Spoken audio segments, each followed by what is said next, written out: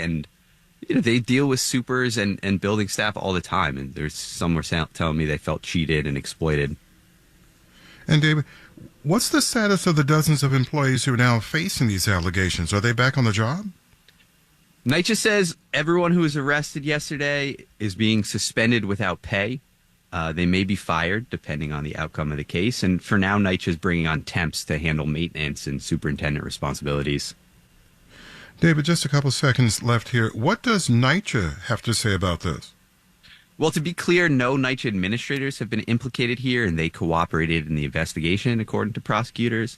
NYCHA CEO Lisa Bova-Hyatt says the authority has zero tolerance for the kind of corruption alleged here. All right. WNYC's David Brand covers housing for us. David, great job as always. Thank you. Thanks, Michael.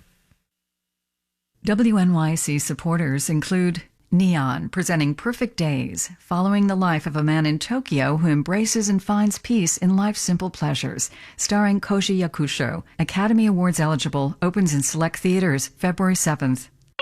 The annual Lehrer Prize for Community Well-Being recognizes individuals or organizations that contribute to improving quality of life in the New York City area.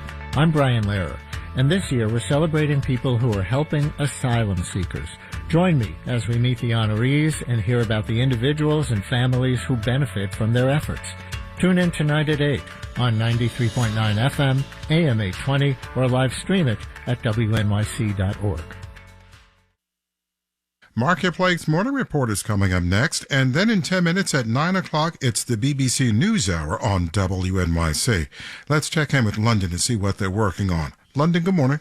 Good morning, WNYC. I'm Nuala McGovern. On today's NewsHour, warnings of a humanitarian crisis of epic proportions in Sudan with an appeal for $4 billion, plus the human cost of the fentanyl crisis in Mexico and around the world, and the latest on a potential ceasefire in Gaza. That's BBC NewsHour coming up at 9 on WNYC.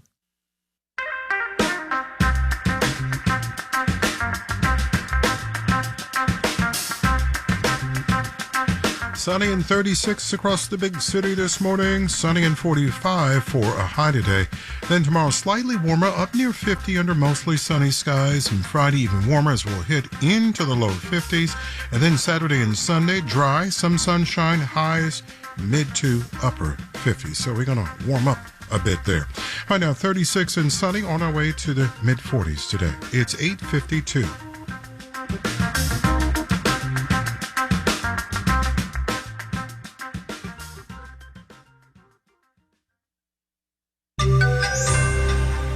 Turns out corporate America is still very into having a diverse workforce and diverse suppliers.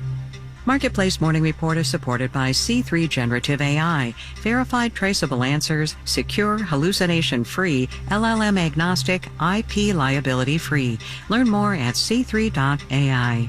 And by JLL, focusing on uncovering insights to identify strategic locations for where to break new ground in commercial real estate. JLL.com. See a brighter way. I'm David Brancaccio in New York. First, federal regulators are increasing oversight of some of the most active buyers and sellers of stocks and bonds. The Securities and Exchange Commission has now approved new rules. Here's Marketplace's Nancy Marshall-Genzer. Under the new rules, firms like hedge funds that regularly trade in things like stocks and U.S. government bonds will have to register as broker-dealers. That means more oversight from government agencies like the SEC. The firms will also have to keep a minimum amount of capital as a cushion, report data to regulators, and keep books and records. In a statement, SEC Chair Gary Gensler says this is common sense, adding that, quote, Congress did not intend for registration and regulatory requirements to apply to some dealers and not to others. The SEC wants to level the playing field so that all firms doing the same types of trading will be regulated the same way. Industry groups don't like the new regulations, though. They say some firms will stop trading to avoid them, and they could sue to stop the rules from going into effect. The SEC says the new regulations will become effective 60 days after being published in the Federal Register, and firms will have a year to comply. I'm Nancy Marshall-Genzer for Marketplace. Futures are up. S&P up 0.3%. NASDAQ futures up 0.4% now. Disney, Fox, and Warner Brothers Discovery are combining forces to provide one place to stream a range of pro and college sports. This is in part an effort to appeal to people who've cut their cable TV cords, but who still want to watch games live. Marketplace's Nova Safo has more. The three media conglomerates plan to share an equal stake in a separate company they will create, similar to the early days of Hulu. The companies intend to bundle 15 traditional sports TV channels, including Fox Sports and ESPN, and offer games from professional football, basketball, baseball, hockey, and soccer, as well as NASCAR, collegiate sports, and more. Sports is a key revenue source for live television, but licensing rights have grown increasingly expensive. No word on the name for the new service or how much it will cost consumers, many of whom are already suffering from subscription fatigue. I'm Nova Safo for Marketplace. A weekly report from a company that does office key fobs and key cards finds Back to the Office reached a new high since pandemic hit. Kastle, with a K's, Back to Work barometer shows Chicago up at 56.4% occupancy, Dallas 59.4%. New York was down a bit last week to 51%. It wasn't me. I came in most days. However, that is still about half of us not coming in, unnerving those who hold investment portfolios full of commercial real estate. This includes regional banks. At a hearing on Capitol Hill yesterday, Treasury Secretary Janet Yellen said she believes the problem is, quote, manageable, but she acknowledged some institutions are quite, quote, stressed by this problem. Stock in one regional bank, New York Community Bancorp, lost more than a third of its value over this month. Marketplace Morning Report is supported by Affinity, provider of the CRM for the private capital relationship economy. Affinity knows who has the best relationship with the right startup. Affinity knows. Learn more at affinity.co/marketplace. And by Bitwarden. Bitwarden helps enterprises and individuals securely manage passwords from websites to app logins. More at bitwarden.com. By and large, conservative and liberal, businesses, large and small, company executives overwhelmingly support initiatives to increase diversity, equity, and inclusion at their firms. It's from a new survey out last night conducted by Morning Consult for the Public-Private Strategies Institute. Reading recent headlines with a few prominent people pushing back against diversity and inclusion, these results may come as a surprise. Ying McGuire is president and CEO of the National Minority Supplier Development Council, which is one of the partner organizations in this survey project. Thank you so much for joining us. Thank you for having me, David.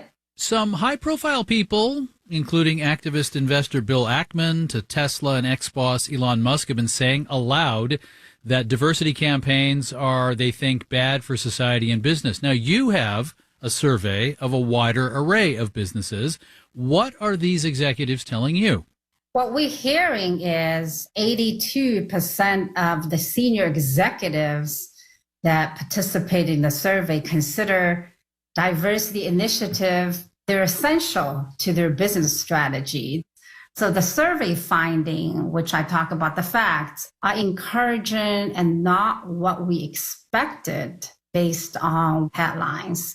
So, I mean, businesses working to reduce chances that their culture or their systems are discriminatory, that may be driven by the moral imperative. It's the right thing to do. But you're hearing about also the business case, that it can actually help the bottom line. It is absolutely business driven. In my case, we focus on incorporating diverse businesses in the corporate supply chain. It tends to have better business outcomes.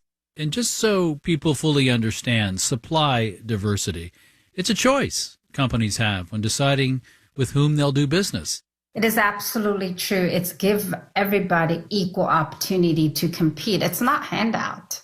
I want to ask, does it still break along traditionally partisan lines? CEO A is a conservative, not into diversity, equity, and inclusion. CEO B, liberal, all for it? Or is that not what you found? The survey did find intense support across ideological and political persuasions. In fact, 75% of executives who described themselves as politically conservative said diversity initiatives are essential to their business strategy, and it's in direct contradiction to the assertion by some saying diversity is inherently a partisan topic. And this just goes to show it's not really about politics. Diversity is simply good business. Ying McGuire, President and CEO of the National Minority Supplier Development Council. Thank you very much. Thank you for having me, David. And in New York, I'm David Brancaccio. It's the Marketplace Morning Report. Here from APM, American Public Media.